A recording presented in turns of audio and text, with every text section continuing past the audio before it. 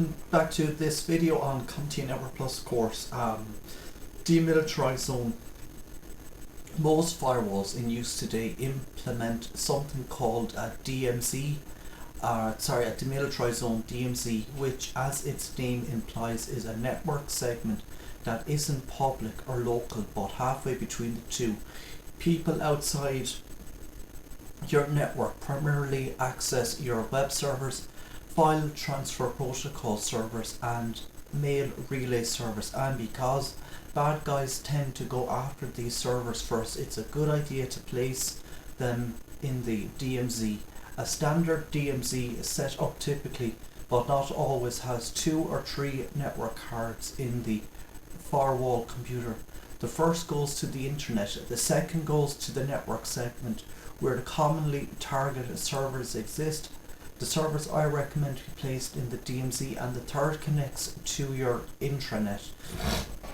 As you can see in figure 15.3, the email server and the FTP server and the web server are all in the DMZ, so all critical servers live inside the firewall. So here you can see is our DMZ here, and here's our email, web and FTP server in the DMZ. Understand that it is very possible to have a DMZ outside the firewall. Figure 15.3 shows an example of having the DMZ inside the firewall. Both options are available when building your intranets. If you set things up like this, hackers who break into servers in the DMZ will only get to see public information, meaning your entire corporate network won't be compromised. Understand that email messages are still fairly vulnerable, but only the email relay server, the one in the DMZ, can be accessed because all messages are stored and viewed on email servers inside the network. It is important to understand and remember that you need to administer your DMZ. This is not a device you buy at the store or just connect and turn on and forget.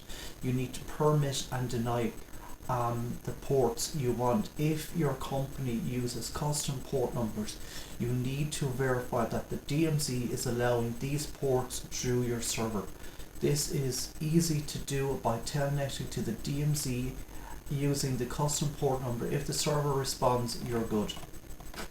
Protocol switching. Protocol switching protects data on the inside of a firewall, and because TCP, Transmission Control Protocol, Internet Protocol, is what the internet runs on, most external attacks take direct aim at this protocol stack. In days gone by, protocol switching used to be pretty popular, but not so much anymore due to the greatly intensified power of firewall technology and the fact that TCP IP is now the protocol of choice for all network communications. But if you did want to implement protocol switching, here are the 2 best ways to do it. Use a protocol other than TCP IP on the internal network inside the firewall. IP-based attacks aimed at your development server just can't work if you use internetwork packet exchange IPX on the internal network side of the router, which gives you an automatic firewall. Use TCP IP on the internal network and use a different protocol like IPX in a dead zone between the internal network and the internet. Basically, you'll have things set up on the switch from IP to IPX in that dead zone and switch back to IP once again once you're inside your network. IPv6 would work in this example as well, but IPX is a good example because no one would expect it. Figure 15.4 demonstrates both of these strategies. Focus on the dead zone between 2 other routers, and also notice that the only protocol on the inside of either router is IPX. This means that any TCP IP packets coming in from the internet can't pass through into the local network because of the difference in protocols used by each network. Dynamic packet filtering. Packet filtering refers to the ability of a router or firewall to discard packets that don't meet the right criteria. Firewalls use dynamic packet filtering to ensure that the packets they forward match sessions initiated on their private side by something called a dynamic state list or state table, which keeps track of all communication sessions between stations from inside and outside the firewall. This list changes dynamically as sessions are added and deleted. So with dynamic packet filtering, only packets for valid and current sessions are allowed to pass. Anyone trying to play back a communication session, for instance a login to gain access, won't be able to do that if your firewall is using dynamic packet filtering with a dynamic state list, because the data they send isn't part of a currently valid session. The firewall will respond to an event like this by dropping all packets that don't correspond to a current session via the information in the dynamic state list. Let me clarify this. Say a computer in a network requests a telnet session with a server in network B. The firewall in between the two keeps a log of the communication packets that are sent each way, and only the packets that belong to the current session will be allowed back into the network A through that firewall. Figure 15.5 depicts a failed attempt to infiltrate a network protected by a dynamic state list.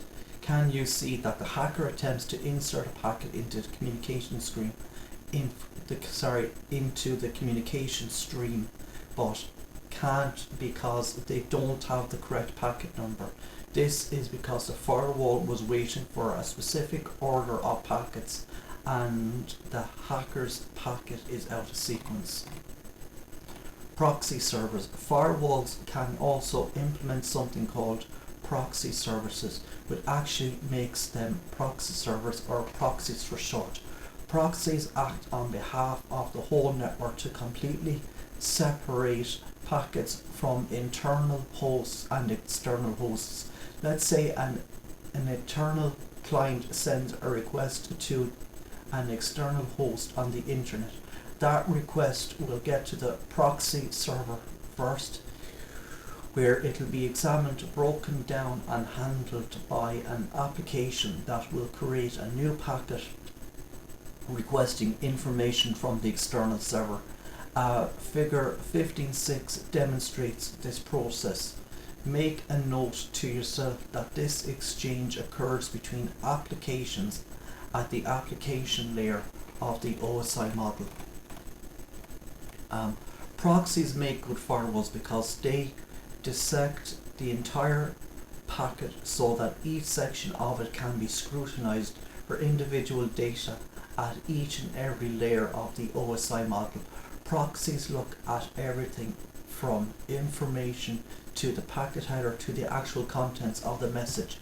They can even examine attachments for viruses, and if that isn't cool enough, proxies can also search messages for keywords that can indicate the source of a packet. The last little goodie is vital because you can use this type of searching to prevent sensitive information from escaping your organization along with the outbound data stream. If your sensitive documents contain a header or footer that includes something like "my company name confidential," you can set up your proxy server software to search for it. The only downside is that analysis will definitely degrade overall performance because it requires a lot more time than just checking a state list. There are many types of proxy servers. IP proxy. An IP proxy hides the IP address of the devices on the internal network by exchanging its IP address for the IP address of any requesting station. This is good because you definitely don't want a hacker to know any IP address specific to your internal network, right? Even internet web servers won't be able to determine the specific IP address from which they receive a request, because any and all communication appears to have originated from the proxy server. These proxy servers are sometimes called network address translation NAT proxies. Web HTTP proxy. Web proxies, also called HTTP proxies, handle HTTP requests on behalf of the sending workstation. When these are implemented correctly, a client's web browser asks a web server on the internet for a web page using an HTTP request. Because the browser is configured to make HTTP requests using an HTTP proxy, the browser sends the request to the proxy server. The proxy server changes the form address of the HTTP request to its own network address and sends it to the web server. The response to the HTTP request goes directly to the proxy because it replaced the sender's address with its own. The proxy server then replaces its address with the address of the original sender, and the response is delivered to the original sender. The most popular implementation of web proxy is a proxy cache server. This server receives an HTTP request from a web browser and then makes the request on behalf of the sending workstation. When the requested page is returned, the proxy server caches a copy of the page locally. The next time someone requests the same page or internet information, the page can be delivered from the local cache instead of the proxy server having to formulate a new request to the web server on the internet. This speeds up web surfing for commonly accessed pages. Web proxies can also increase network security by filtering out content that is considered insecure, such as executables, scripts, or viruses. FTP Proxy. FTP proxies handle the uploading and downloading of all files from a server on behalf of a workstation. An FTP proxy operates in a fashion similar to a web proxy. As with web proxies, FTP proxies can filter out undesirable content, viruses, and the like. SMTP proxies. SMTP proxies handle internet email. Here, the actual contents of the packet and mail can be automatically searched. Any packets or messages that contain material that is not considered secure can be blocked. Many SMTP proxies allow network virus protection software to scan inbound mail. So I'm going to leave it here today for this video. If you like listening, please consider like, sharing and subscribing. Thank you.